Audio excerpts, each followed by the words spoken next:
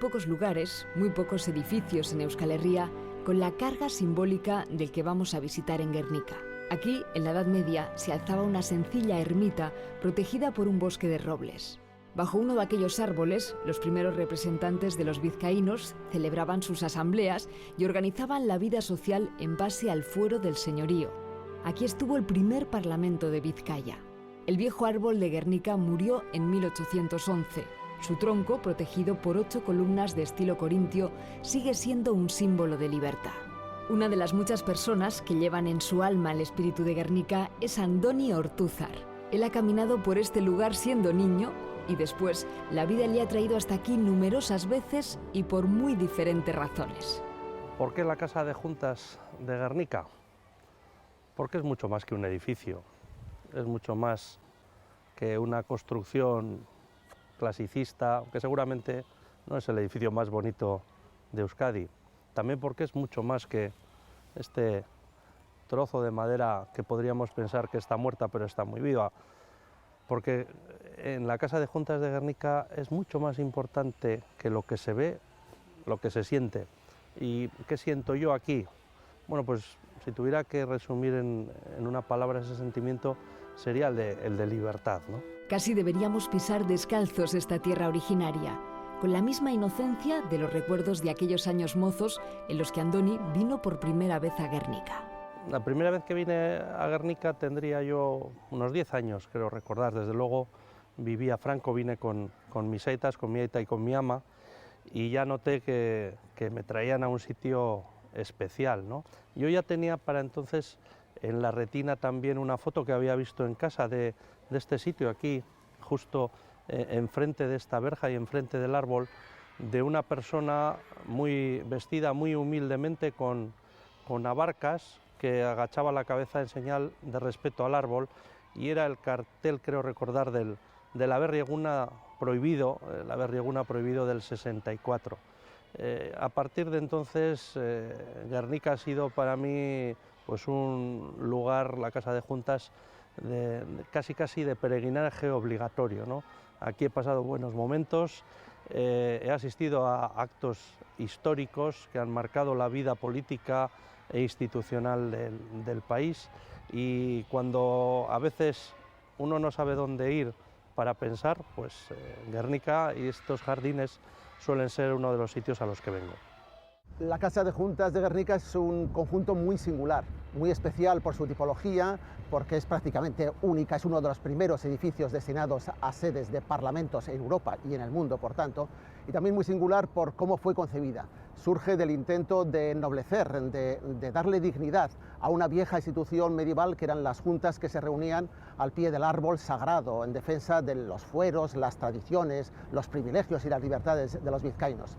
Hay que reconocer que la vemos hoy en día incompleta porque el proyecto inicial nunca se llegó a terminar. Y también que la vemos un poco asfixiada por el crecimiento de los edificios de Guernica en torno a su alrededor.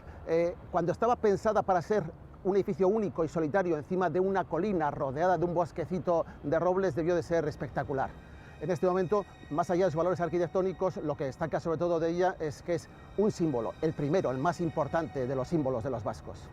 Muchos de los que vienen a la Casa de Juntas de Guernica acostumbran a fotografiarse ante el joven roble, con el fondo de la tribuna juradera. Y pocos saben de su importancia, aunque la historiadora Ana Belén Alberdi, ahora jefa de protocolo de la Casa de Juntas, conoce al dedillo el significado de este templete. Bueno, la tribuna es de la época y del estilo de la Casa de Juntas, que ya sabes que es un diseño de Antonio Echevarría, de estilo neoclásico. El edificio se construye en 1826 y con esta tribuna Antonio Echevarría quería de alguna manera recordar aquel primitivo solio que se colocaba, que una especie de palio, para establecer el lugar donde los señores de Vizcaya debían de jurar frente a los diferentes representantes de los diferentes pueblos de Vizcaya ese título de señor de Vizcaya. Contaban con la presencia de la pequeña ermita, cuando llovía acudían, se resguardaban en esa pequeña ermita, y luego ya las reuniones cada vez con más frecuencia se celebran dentro de la ermita.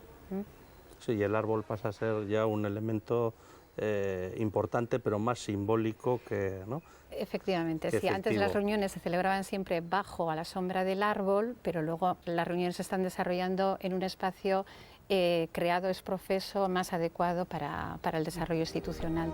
Bajo este pórtico que acoge la tribuna se han celebrado infinidad de ceremonias políticas. Todavía hoy estas piedras se escuchan el juramento de cada nuevo lehendakari. Se le elige en el Parlamento Vasco, pero es. donde viene a jurar su cargo, a prometer cumplir fielmente sus obligaciones, es aquí, es en Guernica, en la Casa de Juntas, pero concretamente, aquí concretamente, en ¿no? esa tribuna. El Parlamento Sí. Vasco se reúne de forma extraordinaria ese día en la sala de Sí, Juntas, en el Salón de dos veces he Plenos. estado yo como parlamentario. Pero la toma en de esos posesión, el acto que todos identificamos con el juramento del cargo del Lehendakari, es un acto que se celebra en este lugar, en esta tribuna. Así lo hizo el primer Lehendakari, José Antonio Aguirre, el 7 de octubre de 1936, y se ha establecido como una tradición. Una tradición, sí, sí. Además, casi en todos los casos se ha seguido aquella fórmula no tan... Que no sé si te acuerdas. Sí, sí, porque ¿cómo no me la iba a saber? Pero es que luego además he ido viniendo a la toma de posesión del Lehendakari Garaikoetxea, desde ahí fuera, como simpatizante, y luego ya las de Ardanza las hice primero como periodista, porque tuve que venir a cubrir dos de ellas, y luego ya como miembro del Gobierno vasco, como cargo del Gobierno vasco, y luego como parlamentario, ¿no? Las dos últimas en concreto aquí, así que sería casi imperdonable que no me lo hubiera sabido, por lo menos en general, ¿no? Tenemos la oportunidad de comprobarlo en la placa que tenemos ahí en la piedra, o sea que nos podemos acercar. Venga, vamos. Y lo vemos. La Casa de Juntas tiene vecinos importantes, edificios que crecieron en el bosque de robles que abrigaba la primera ermita de la Antigua y que formaron parte de este gobierno de los vizcaínos. Mira, Andoni, aquí cerca de la casa tenemos 3 edificios que tienen una vinculación directa con la casa, con el árbol y con la institución. Por una parte, el convento de Clarisas, un convento de clausura. En los libros de cuentas de las monjas, entre otros datos, aparece las partidas del chocolate que hacían a los junteros. Fíjate. Para quitar el frío. Parece ser. Tenemos también la casa del vicario, que originariamente era un hospital de beneficencia y luego las Juntas Generales lo ceden al convento de clausura. Y tenemos el ayuntamiento de la Anteiglesia del Humo, porque ya sabes que las Juntas Generales se celebraban originariamente en jurisdicción de la Anteiglesia del Humo. Guernica todavía no existía, fue fundada en 1366 y, como digo, ahora todos identificamos Guernica, Lumo, todos uno. Sí, sí, todos uno, sí. Pero las asambleas originariamente se celebraban no en Guernica, sino en este municipio anterior. Y aquí tenemos la placa que antes mencionábamos con la fórmula del Lehendakari Aguirre.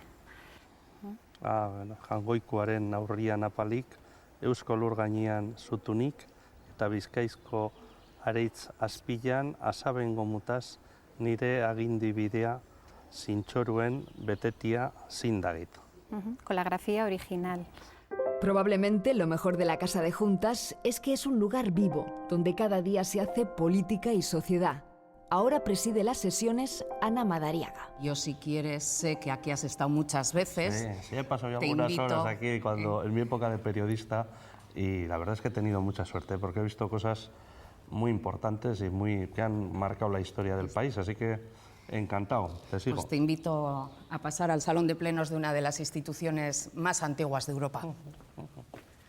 Yo siempre que he venido aquí he tenido la impresión, desde verlo de fuera, que es mucho más grande de lo que luego aquí es, ¿no? Sí. Es una bombonera. Recogido, es un parlamento recogido e impone, al orador le impone. Todavía quedan vestigios, además, para comentar. Sí, que allí se ven las pilas del agua bendita. Y bueno, y luego allí también el altar, ¿no? Porque allá sí, detrás donde está hay la mesa presidencial, el altar, y ahí están ahora los letrados. O sea, que casi de la eres institución. la sacerdotisa Bueno. la paisa del lugar. del templo de la ley vasca, ¿no? Sí, aquí se fabrican las normas vizcaínas, se gestiona la economía, se planifica el futuro. Aquí ahora los representantes, los junteros vizcaínos, lo que hacemos es llevar el impulso y el control de la acción de la Diputación como ejecutivo, y nuestra producción no son leyes en el Parlamento. Aquí en Vizcaya son normas, nuestra producción son normas forales, Quizás destacaría la norma foral de presupuestos, herramienta fundamental para que luego la Diputación pueda llevar a cabo todas las materias en las que somos competentes, ¿no? En acción social, en cultura, en medio ambiente, obras públicas y, como no, en todas nuestras normas forales tributarias y fiscales. Los ¿no? impuestos, los impuestos que pagamos se deciden aquí. Bueno, eso es ¿no? importante. Muy importante. Tú, de todas formas, aquí has pasado muchas horas, conoces todo lo que te he metido dicho. horas, sí, sobre todo empecé ahí en la tribuna de periodistas, ¿no? Ahí nos sentamos. Ahí se ubican ahora también toda la prensa. Sí. Y ahí seguíamos los debates que en aquella época eran muy largos. Ahora las cosas es verdad que se han cambiado. Sí. De allí pasé ahí, al sitio de los invitados, porque yo he tenido la suerte de estar en todas las tomas de posesión de los lendakaris, desde el lendakari Garaikoetxea hasta la última pasada del lendakari Urkullu, y he tenido la suerte también de estar sentado ahí como parlamentario. La verdad es que es un sitio que impone, vengas como vengas. Yo suelo decir que la historia pesa aquí. Sí, se siente mucho, ¿no? Las paredes tienen una lectura interesante, como si fueran pequeños cuentos de verdad, en curiosas leyendas y en singulares retratos. Un buen entretenimiento. Antes te decía que he pasado muchas horas aquí y te tengo que hacer una confesión porque muchas veces vuestros debates, bueno, no es que sean aburridos, pero ¿no? Son largos, ¿no?